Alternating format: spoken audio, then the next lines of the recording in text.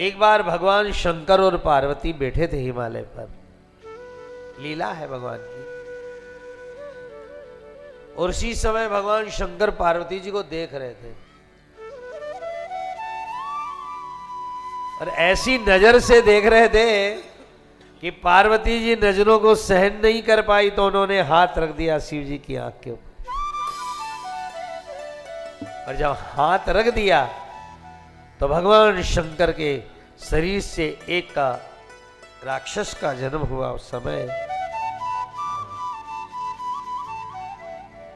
जो रंग का भी बेडोल था, अंधा था, जिसका नाम पड़ा अंधकासुर। अंधा था क्योंकि आंख पर हाथ रख दिया था माता जी ने, पर था शंकर भगवान का अंश।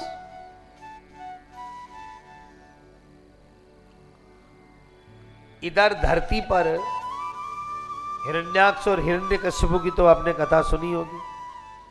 हिरण्यकश्यपु का बेटा प्रहलाद था और हिरण्याक्ष के कोई संतान नहीं थी।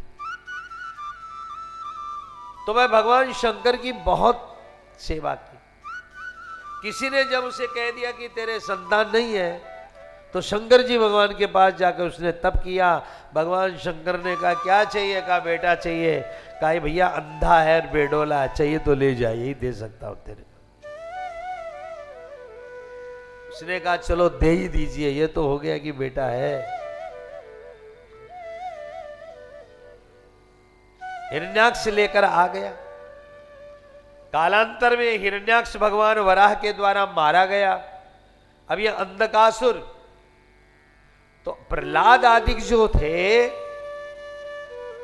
ये सदा अंधकासुर का अपमान करते रहते थे कि तेरे पिताजी में अक्ल नहीं थी जो तेरे जैसे अंधे को शंकर जी से मांग के लाए, न रंग का न रूप का।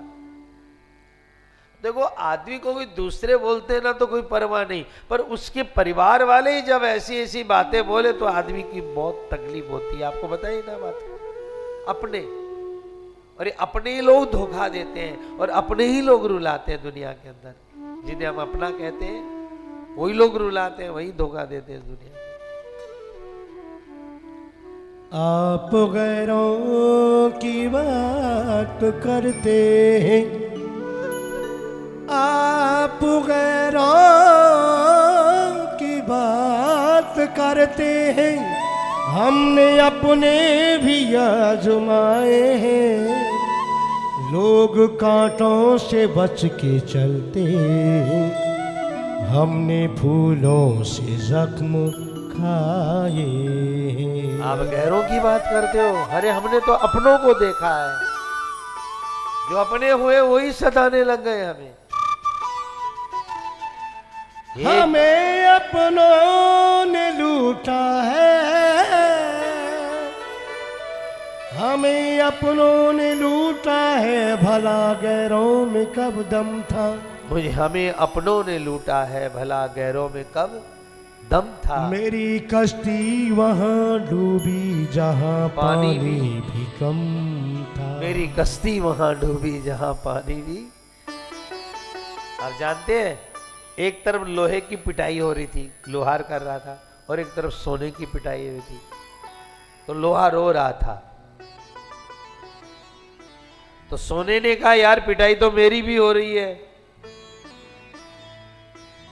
मैं नहीं रो रहा, तू क्यों रो रहा है? लोहे ने कहा इसलिए रो रहा हूं कि मुझे अपने वाले ही कूट रहे हैं, क्योंकि लोहे से लोहे को पीटा जाता है।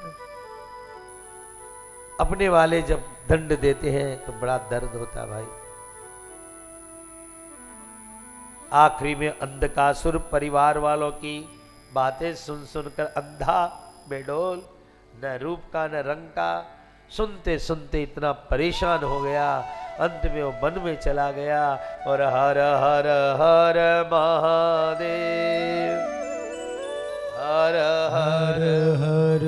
कथाएं आज बहुत हैं, इसलिए इस प्रकरण को थोड़ा सा करते हुए अंत में भगवान खुश हो गए। वरदान मांगो।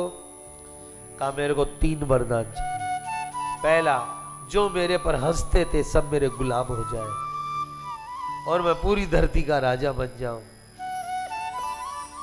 तीसरा, मरेगा कैसे? यदि ऐसे वरदान दे दिया तो उत्पाती हो गया तो कहा मैं किसी भी सती पवित्र स्त्री पर गलत नजर डालूं, उस दिन मेरी मृत्यु हो जाए। पर अंधकासुर आया, प्रहलाद आदि के जितने लोग थे सब उसके सेवक बन गए और उसने पूरी धरती का राज्य किया। देखिए किसी पर हंसना कितना भारी पड़ गया। हंसे वो प्रभु से मिला, भगवान ने जो हंसने वाले थे सबको नौकर चाकर बना दिया। दर्पण देखना बड़ी अच्छी बात है बेटी, पर दूसरों को दिखाना ठीक नहीं है।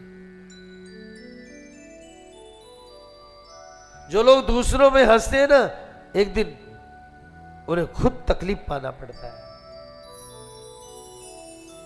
अंधकासुर राज करने लगा, लेकिन भैया मन पंछी अलबेला रे भैया, मन पंछी अलबेला।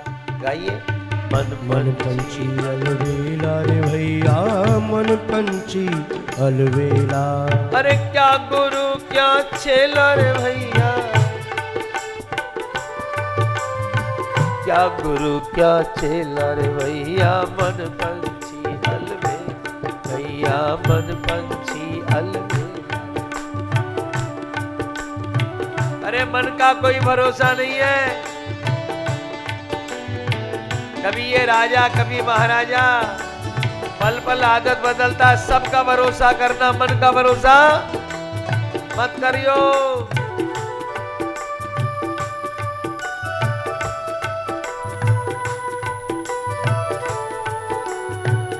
किसी के भी साथ एकांत में नहीं रहना, कब बुद्धि खराब हो जाए। मन पंछी अलबेला रे भैया, मन पंछी अलबेला, मन पंछी अलबेला रे। किसी का भी पैसा देखकर कब चल जाए।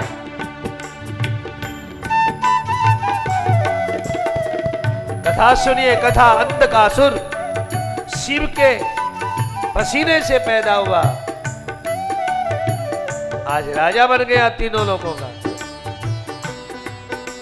और एक दिन घूमते घूमते कैलाश पर्वत पर चला गया और कैलाश पर्वत पर पार्वती जी को देखा, इतनी सुंदर। पूछा है किसकी पत्नी है? कहा मुंडमाली की, जटाधारी की। बस अंधकासुर ने शंकर भगवान को ललकारा, पार्वती दो नहीं तो युद्ध करो। ऐसी त्रिपुर सुंदरी नारी मेरे घर में सोएगी कि तेरे मुंडमाली के घर में सोएगी? अब बताइए, जिनसे पैदा हुआ। आज के यही तो आफत है, जिस मां की गोद में बच्चा आंख खोलता है उसी को आंख दिखाता है। यही तो मुश्किल है इस जमाने में। भगवान शंकर ने कहा, अच्छा फिर क्या था? घमासान युद्ध हुआ, लेकिन ये युद्ध इतना भयंकर हुआ क्योंकि अंधकासुर भी शंकर जी से जन्मा था, इसलिए मरने वाला नहीं था। श्रृंगी, भृंगी, कार्तिक, गणेश, संपूर्ण देवता धीरे धीरे युद्ध देवासुर संग्राम में बदल गए, पर अंधकासुर मरा नहीं। इधर क्या हुआ? लड़ते लड़ते भगवान शंकर ने अपने गण नंदी को बुलाया कि नंदी तू महान ताकत वाला है, बलशाली है, मुझे बहुत जरूरी एक व्रत करने जाना। पशुपति व्रत बोलते हैं उसको। भगवान शंकर के चाहने वाले लोग एक पशुपति व्रत करते हैं। जब जीव ये मान लेता है कि मैं तो पशु हूं, हे भगवान मुझको इस संसार से मुक्त करो, तो भगवान शंकर ही मुक्त करते हैं जीव को। इसलिए जीव का नाम जीव है, पशु है, और वो पशुपति। भगवान शंकर युद्ध का सारा भाग नंदी को देकर के तप करने चले गए। 5000 वर्षों तक भगवान शंकर ने भगवान नारायण के लिए दिव्य व्रत किया, और ये राक्षस अंधकासुर 5000 वर्ष तक लड़ता ही रहा, मरा ही नहीं।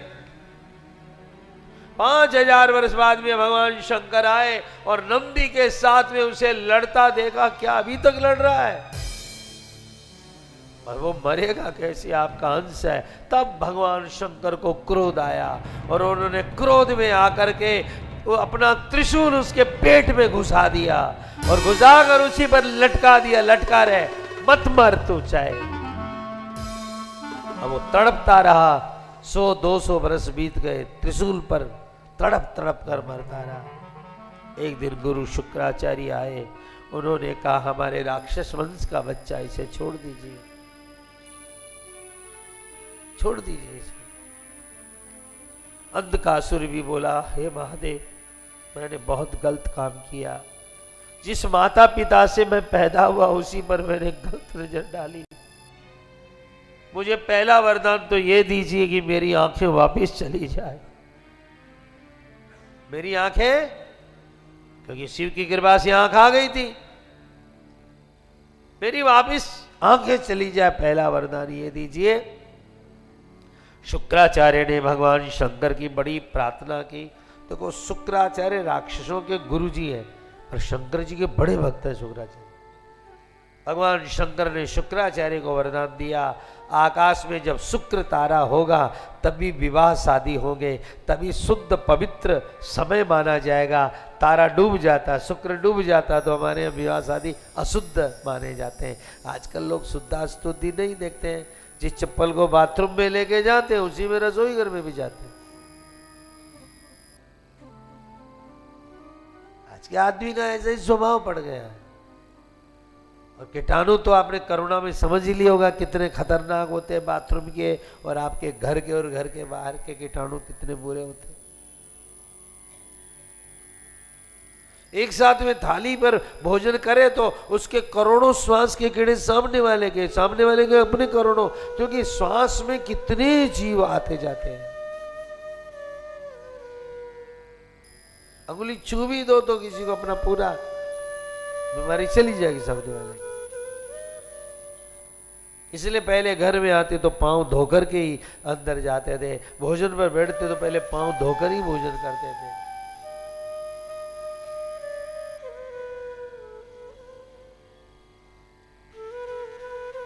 कुछ बातें याद रखनी चाहिए। जैसा खाए मन, अन्न वैसा बने। याद है ना? जैसा खोटा अन्न खाओगे तो खोटी बुद्धि। जैसा खाए अन्न वैसा बने मन। और दूसरी, जैसा पिए पानी वैसी बोले वाणी। गलत पिएगा तो फिर गलत बोलेगा ना।